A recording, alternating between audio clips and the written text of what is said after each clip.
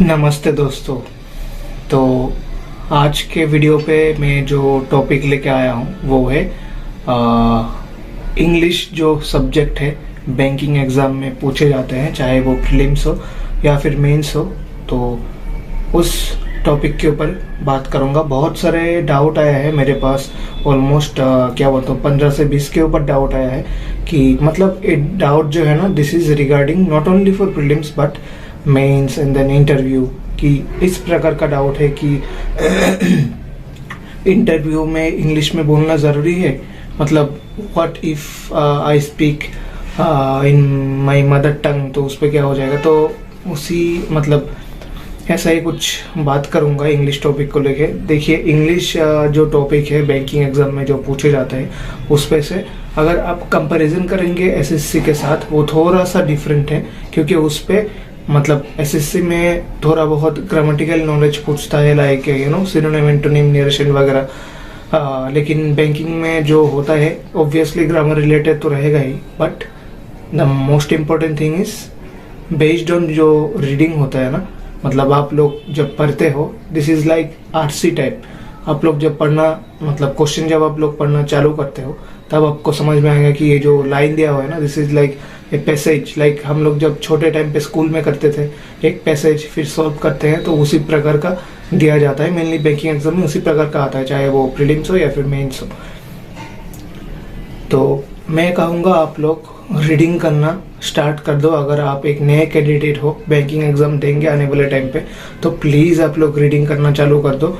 आप लोग न्यूज़पेपर में द हिंदू अगर आपको टफ लगता है, क्योंकि थोड़ा बहुत वर्ड जो है ना, मतलब जो लेवल है उस वर्ड का वो थोड़ा सा शायद हाई हो सकता है, तो आप लोग द इंडियन एक्सप्रेस पढ़ सकते हैं या फिर टेलीग्राफ भी पढ़ सकते हैं। बट टेलीग्राफ मैं रिकमेंड नहीं करूँगा। इंडियन एक्सप्रेस ठीक है, मतलब उसका जो वर्ड है ना वो लेमन लैंग्वेज में है, आप लोग समझ सकते हैं। और अगर आप लोग पहले से ही आपका रीडिंग बहुत अच्छा है, मतलब आप लोग किताब पढ़ते हैं, तो फिर आप लोग हिंदू पढ़िए। अब देखिए पेपर पढ़ने में ना एक चीज़ मैं बताना चाहूँगा, ऐसा ज़रूरी नहीं है कि आप लोगों को पूरा पेपर पढ़ना है। अगर आप लोग सिर्फ एडिटोरियल का जो पोर्शन है ना, एडिटोरियल जो पार्ट है पेपर में, उसी को अगर पढ़ लेते हैं ना डेली, तो मतलब मेरे ख्याल से अच्छा खासा आपको हैबिट हो जाएगा।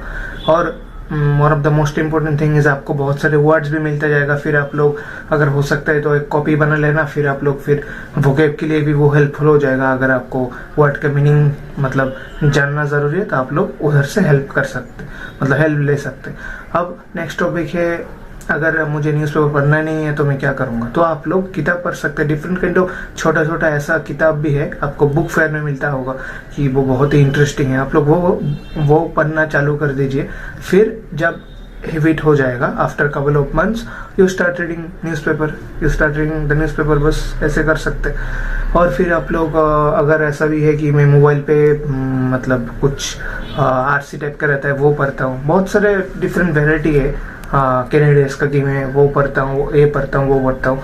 तो आप लोग कुछ भी हो लेकिन पढ़ना चालू कर दीजिए। मैं ये बात नए कैंडिडेट के लिए बता रहा हूँ, जो न्यू कैंडिडेट है ना, प्लीज़ रीडिंग कीजिए। Reading is very very important, क्योंकि आजकल के टाइम मतलब ये जो इस साल या फिर अगले साल पिछले साल पे ऐसा दिखा गया, जो भी क्वेश्चन आ रहा है ना सब रीडिंग के ऊपर है। और बाकी जो ग्रामर का नॉलेज है ना, बैंकिंग स्टूडेंट के लिए बात कर रहा हूँ, तो आप लोग वो किसी भी एक बार आप लोग देख सकते हैं, कोई दिक्कत नहीं होगा। आप लोग एक बार देख लीजिए, मतलब जो भी ग्रामर रूल्स है, और फिर इसको बार बार पढ़ने का ज़रूरत नहीं है। फिर आप लोग रीडिंग कीजिए, फिर हो जाएगा। और साथ साथ मॉक टेस्ट भी देते रहिएगा, क्योंकि मॉक टेस्ट से भी आपको वेराइटी क्वेश्चन लेवल पता चल जाएगा किस प्रकार का आते हैं। मतलब डिफरेंट मॉक टेस्ट दीजिए, तभी आपको पता चलेगा। डिफरेंट काइंड दीजिए, एक लिया फिर दूसरा लिया, इस प्रकार का। तो अगर मैं इंटरव्यू का बात करूँ, इंटरव्यू में ऐसा ज़रूरी नहीं है कि आपको सिर्फ इंग्लिश में ही बोलना पड़ेगा। अगर आप लोगों को पसंद नहीं है, आप लोग पहले ही बोल दीजिए, मतलब हम्बल वे में बोलना पड़ेगा कि मुझे इंग्लिश में दिक्कत होता है, सो आई प्रेफर हिंदी, या फिर जो भी मदर टंग आपका लैंग्वेज है आप लोग यूज़ कर सकते हैं। लेकिन उसके लिए आपको पहले बोलना पड़ेगा। ऐसा नहीं है कि बीच में अचानक इंग्लिश मतलब बोलते बोलते रुक गया, फिर you start speaking in Hindi या फिर दूसरे लैंग्वेज, तब मे बी मार्क्स कम दिया जा सकता है, may be if I am not wrong. तो इसीलिए पहले ही उसे बोल दो, या फिर आप लोग आराम से धीरे धीरे भी बोल सकते हो, कोई दिक्कत नहीं होगा। क्योंकि मैं अगर मेरे बात करूँ, मेरा इंग्लिश बहुत ही वीक था, पिछले कुछ साल पहले बहुत ही वीक था। फिर रीडिंग करते करते, या फिर मैं तो मूवी देखता था, मूवीज देखते देखते सबटाइटल्स के साथ वैसे भी इम्प्रूव किया। आप लोग कर सकते हैं, मूवी देख सकते हैं, लेकिन वो आपका जो लैंग्वेज है, आप लोग जो बोलते हैं उसके लिए हेल्पफुल होगा, but not for the exam. For exam I would say कि आप लोग प्लीज रीडिंग करना चालू कर दीजिए, तभी आपको हेल्पफुल होगा। क्योंकि क्वेश्चन जो है ना, आपको पता चलेगा कि हाँ ऐसे पैसे इस टाइप का रहता है, फिर आपको फाइन करना होगा, है ना। क्योंकि टाइम कम रहता है। मेंस में भी ऐसा नहीं है कि 1-2 घंटा दिया जाता है, ऑब्वियसली 30-40 मिनट से दिया जाता है। सेक्शनल का टाइमिंग का बात करूं, और प्रीलिम्स में तो 20 मिनट ही है। प्रीलिम्स में खैर आप लोग निकल जाएंगे, क्योंकि अगर आप लोग बाकी दूसरे पैटर्न का मतलब अटेम्प्ट करेंगे, filling the blanks, error detection, sentence arrangement, फिर भी आप लोग पैसेज अगर छोड़ते हुए, फिर भी आप लोग का मतलब एक्यूरेसी बहुत अच्छा है, फिर भी 15 से 20 नंबर तो आ ही जाएगा।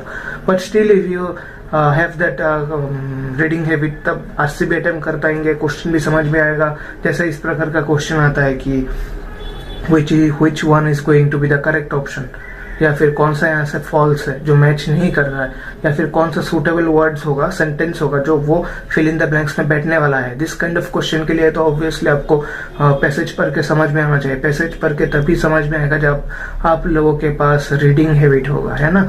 तो वो डेफिनेटली फॉलो करने का कोशिश कीजिए। Start reading for all student, मतलब ऐसा नहीं है कि नया स्टूडेंट, जो पुराने हैं वो भी, मतलब उन लोगों को तो पता है ही, इनफेक्ट करके आज लोग वो लोग जॉब भी ले चुके होंगे।